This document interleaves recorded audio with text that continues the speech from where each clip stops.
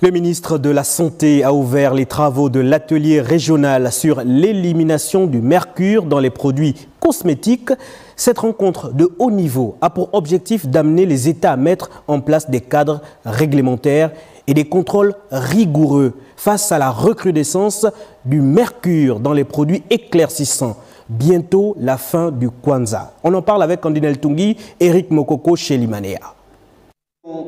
L'exposition au mercure a des effets dévastateurs sur le système nerveux, digestif et immunitaire, ainsi que sur les poumons, les reins, la peau et les yeux. C'est la raison qui explique la présence de plus de 15 pays à Libreville qui vont tenter d'apporter les solutions au phénomène des produits éclaircissants contenant du mercure. La position de l'OMS est très claire. L'OMS, sur les instances internationales, a adopté une résolution mondiale pour l'élimination de tous les produits, que ce soit cosmétiques, que ce soit équipements médicaux qui contiennent le mercure.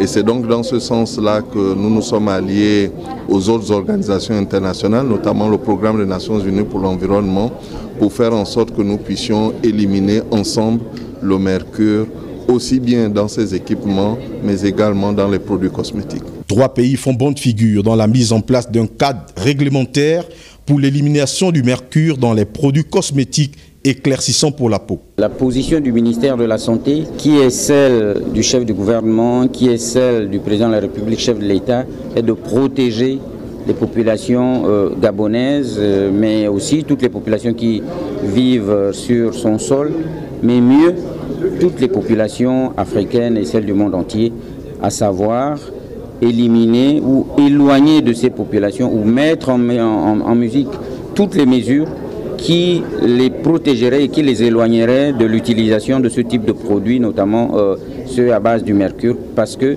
ça représente un danger pour leur santé simplement. Nous faisons partie de 3 pays aujourd'hui avec la Jamaïque et le Sri Lanka, qui sont donc des pays pilotes dans l'élimination de ces produits. L'OMS a commis une enquête pour essayer de comprendre les raisons qui poussent les hommes et les femmes à pratiquer le blanchiment de la peau.